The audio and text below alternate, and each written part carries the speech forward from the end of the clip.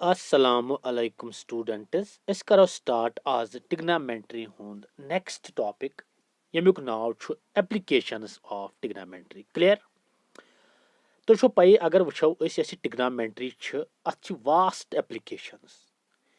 ये छ हर कुन लिहाज गसन यूज अगर इस वचो अमिच यूसेज अगर इस थद माउंटेन्स आसन या माउंटेन पीक्स आसन तिहज हाइट छ हेकन अमी trigonometry की बदौलत मालूम करित एस्ट्रोनॉमी मन यूज गसन अगर जमीन पे प्लैनेटन तामत यस डिस्टेंस सह कर calculate with the help of यह ट्रिग्नोमेट्री या जमीन पे स्टार्सन तामत प्लैनेटन तामत यस डिस्टेंस सह हेकन अमी ट्रिग्नोमेट्री की बदौलत मतलब मालूम कर जियोग्राफी मन ज्यादा यूजेज नेविगेशनस मन ज्यादा यूजेज तो पई यस ट्रिग्नोमेट्री प्रैनिस वक्तस मज मिडीवल पीरियड मिडीवल पीरियडस मज गई कम कह यम जियोग्राफर्स यमन मज अकिस नाव sir George Everest sir George एवरेस्टन कर कम तथ वक्तस मज गसन कम सपोज अगर कुन जाय सपोज कह बड़ थज पीक सपोज मे बनो ये थज पीक यमिच हाइट कर मालूम यमिच हाइट कत पे कर तमो मालूम सपोज यम पे निमो क्या डिस्टेंस योतायत क्लियर छा ये डिस्टेंस पता या सपोज इन थोक सेंटर यमुक ये पे नेक योतान क्या डिस्टेंस सपोज यह 10 मीटर या 20 मीटर या बदल क्या तो यमि पॉइंट पे यन ब्यूट कह ऑब्जर्वर अम कर कतन कम यमो इन क्या इंस्ट्रूमेंट्स क्या ऑप्टिकल इंस्ट्रूमेंट अम दो तथ नाव तथ वन थियोडोलाइट ये थियोडोलाइट क्या यह एक किस्मुक रोटेटिंग टेलीस्कोप अथ मज लगित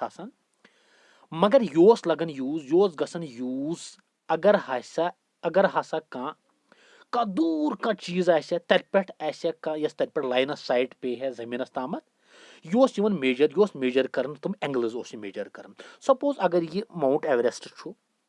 अत पे कत खस कम पे त्रे रस बोन तान पे वुच सह एंगल कूत बनाए अवे थियोडोलाइट रोटेटिंग थियोडोलाइट बड़ तुम थियोडोलाइट यह ओर योर कर मूव अमी थ्रू लाइन ऑफ साइट त्रावन कोत अम किस टॉपस तामत यह इमेजनरी लाइन यह डायरेक्ट हावन कि इमेजनरी लाइन कचा बनायत हॉरिजॉन्टल लाइन एंगल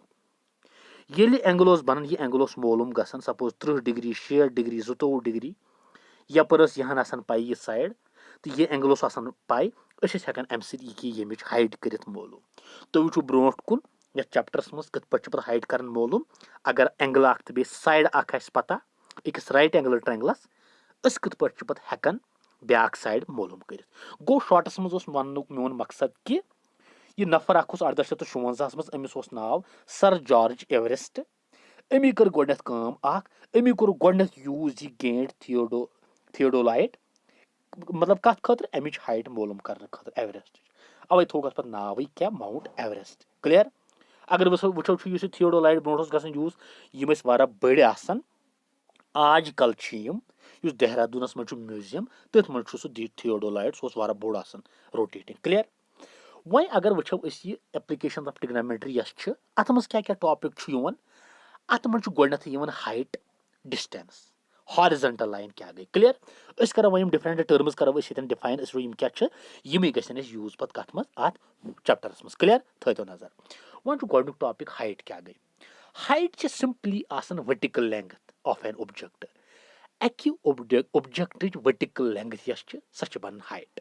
या वनो कि कह ऑब्जेक्ट कूत थोद सह तमिच हाइट कुन चीजस कूत थजर सह बन तमिच हाइट या वर्टिकल लेंथ कुन ऑब्जेक्ट सह बन तमिच क्या हाइट तो अम पे डिस्टेंस क्या गई डिस्टेंस गई शॉर्टस मज horizontal length of an object अकि ऑब्जेक्ट हॉरिजॉन्टल लेंथ वन कह हॉरिजॉन्टल क्या गई हॉरिजॉन्टल लाइन गई तुम लाइनस यम पैरेलल कत जमीनस मतलब अगर यह जमीन अर्थ यथ लाइनस पैरेलल बन हॉरिजॉन्टल लाइनस यमन हॉरिजॉन्टल लाइनस वह अगर डिस्टेंस वो डिस्टेंस क्या डिस्टेंस सिंपली हॉरिजॉन्टल लेंथ यह हॉरिजॉन्टल लेंथ अकि ऑब्जेक्ट क्लियर ऑब्जेक्ट अगर यन यह बन अमिच हॉरिजॉन्टल लेंथ यह कूत दूर ये पे तो यह बन अमिच वर्टिकल लेंथ यह गई height clear go distance simply horizontal length of an object height छ आसान vertical length of an object या का चीज कूता थोद छु सच बनन तमिच हाइट क्लियर एम पर छु लाइन ऑफ साइट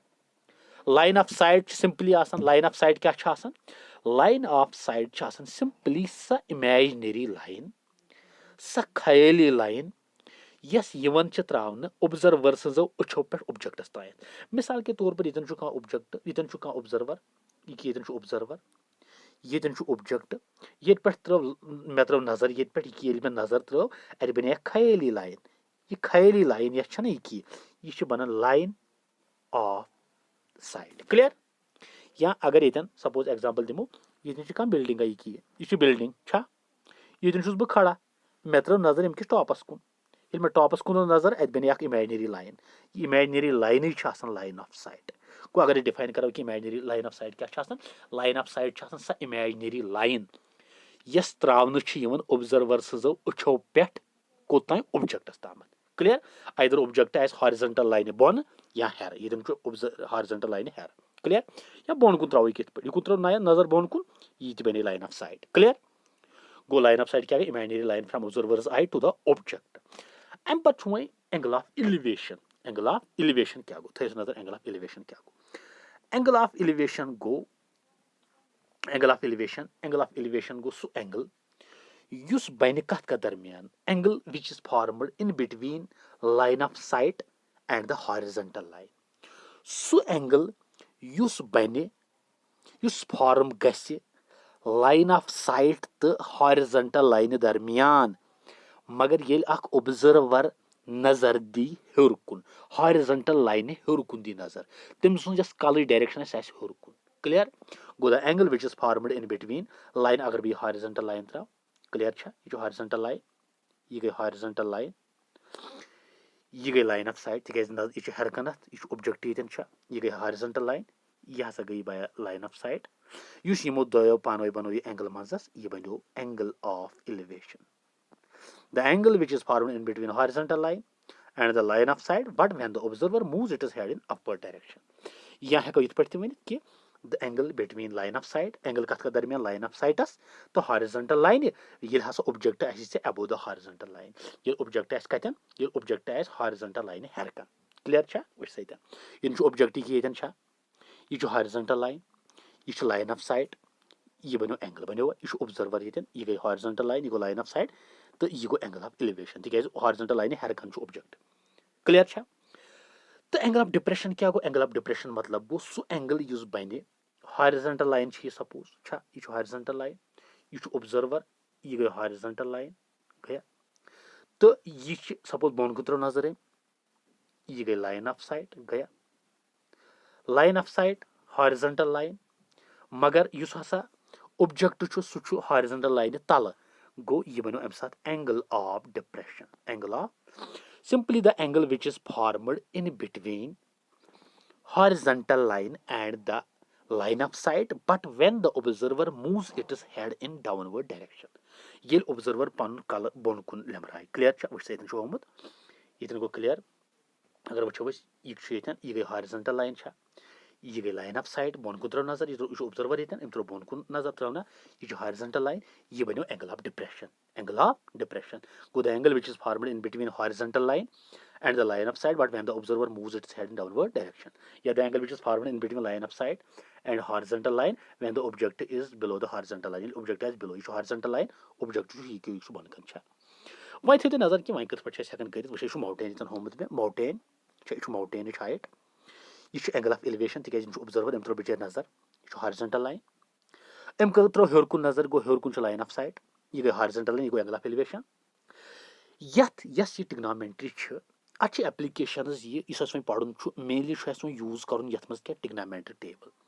तो पे टिग्नामेट्रिक टेबल अगर बे दिमो नजर टिग्नामेट्रिक टेबलस मज मे गोड़े वोनमुत कि अगर बे करो रिवाइज टिग्नामेट्रिक टेबलस मज वो अगर साइनुक वो साइन साइन युस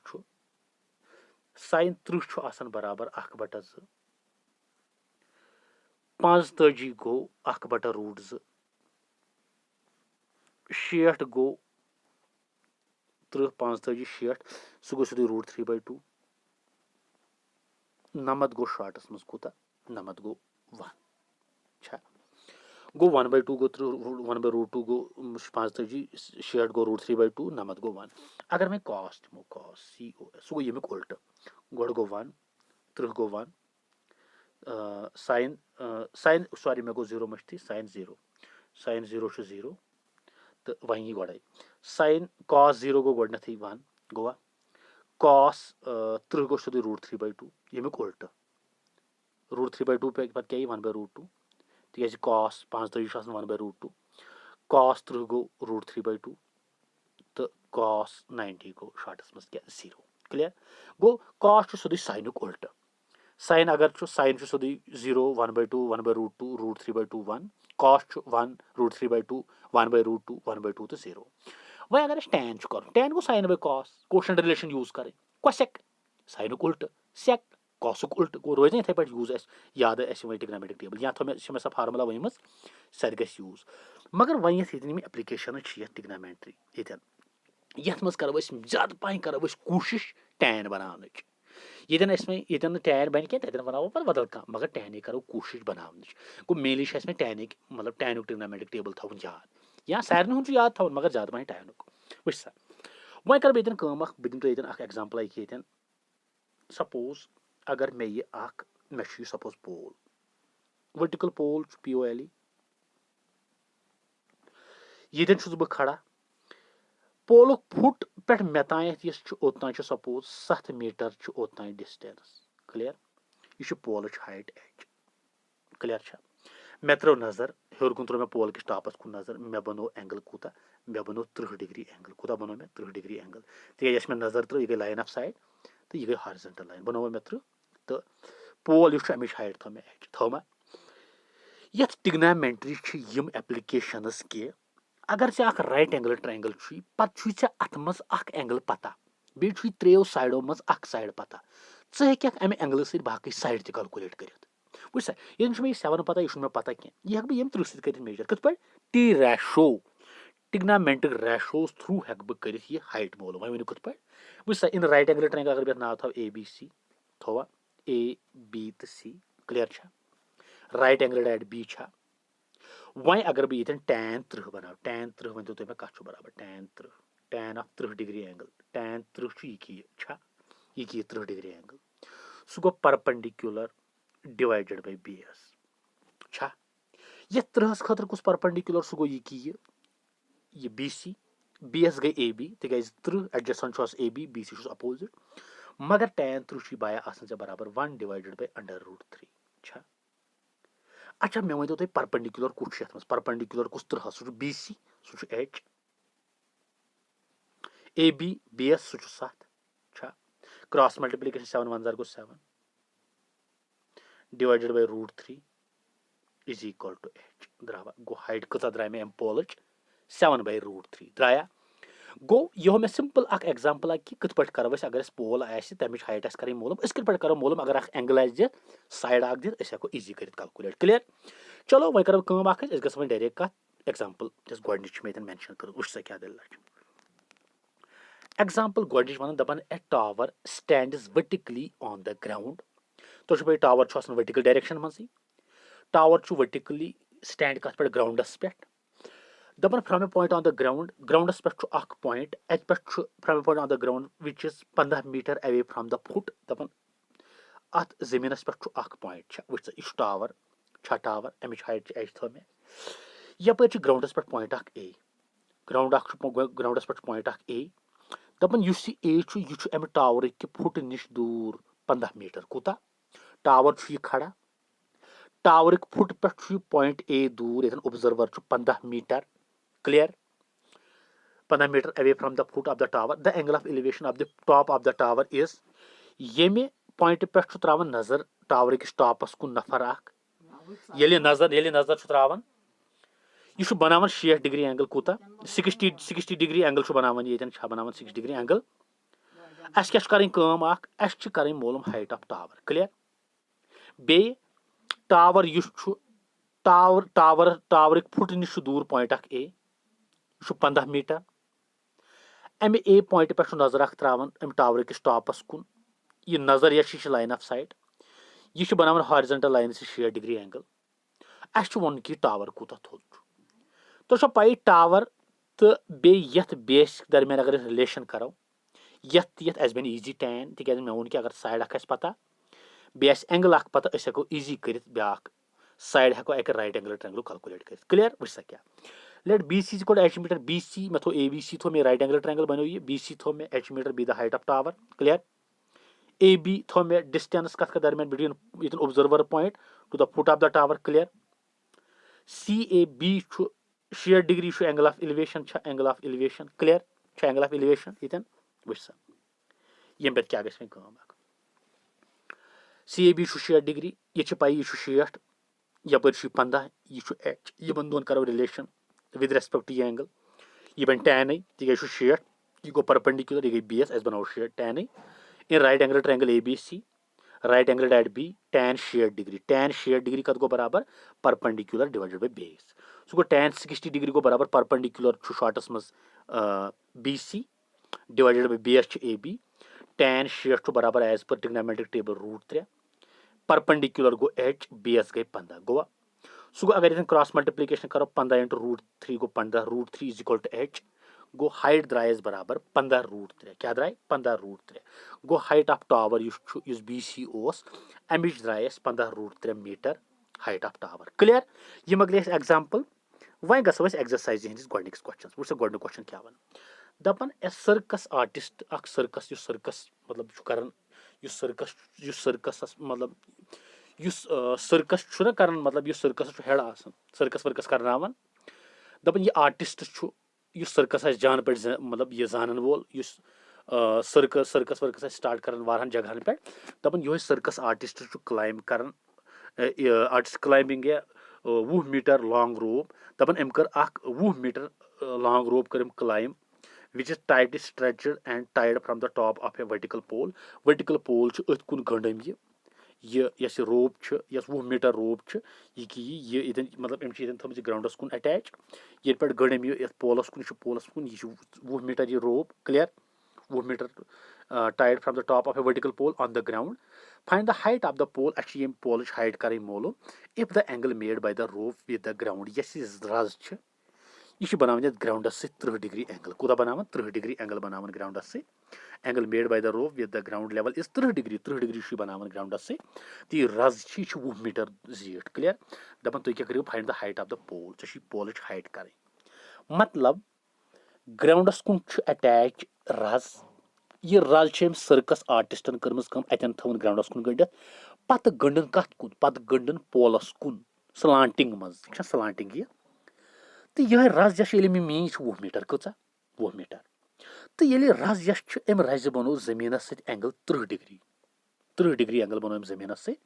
दपन ये पोलस कुन गंडन आई ना यह रज अमिच वन तो तुम हाइट कस गो अ वन हाइट ऑफ पोल क्लियर अस करो ये लेट ए बी यश यह थो H metre be the height of pole A B थो एच मीटर थो हाइट पोल थवा ए सी यश यह 20 मीटर लेंथ ऑफ रोप रज हज length clear A C B 30 degree angle of elevation clear ओर दिख गिवन यह गो एंगल ऑफ एलिवेशन ठीक वो गो यह पता यह साइड यह कर मोलूम अस करो यमनी दोन रिलेशन मगर with respect to angle 30 hypotenuse तो बे परपेंडिकुलर्स खतर कुछ साइव खोत सहल टीरिया बनान तो पई साइन बराबर परपेंडिकुलर बाय हाइपोटेनस अस करो कोशिश साइन बनाने मगर विद रेस्पेक्ट टू एंगल 30 गो अस कर in right angle triangle A B C right angle at B sine 30 degree गो बराबर परपेंडिकुलर बाय हाइपोटेनस सो गो परपेंडिकुलर गो ए बी हाइपोटेनस गो A B by A C गो साइन 30 मगर साइन 30 बराबर 1/2 ए बी बराबर यह एज थोमुत हाइट ऑफ पोल तो हपर 20 सो गो cross multiplication 21 * 20 divided by 2 is equal to H गो एज नियर बराबर 20 डिवाइडेड बाय 2 सो गो शॉर्टस मज एज नियर बराबर 10 meter hence height of pole is equal to 10 meter clear यह मकलो एक्सरसाइज हूं गोडनिक क्वेश्चन बे नेक्स्ट चैप्टर अत मज थोड़ा ओवरव्यू तो नेक्स्ट चैप्टरस मज करो एक्सरसाइज हंद बाकी क्वेश्चन ओके अल्लाह हाफिज।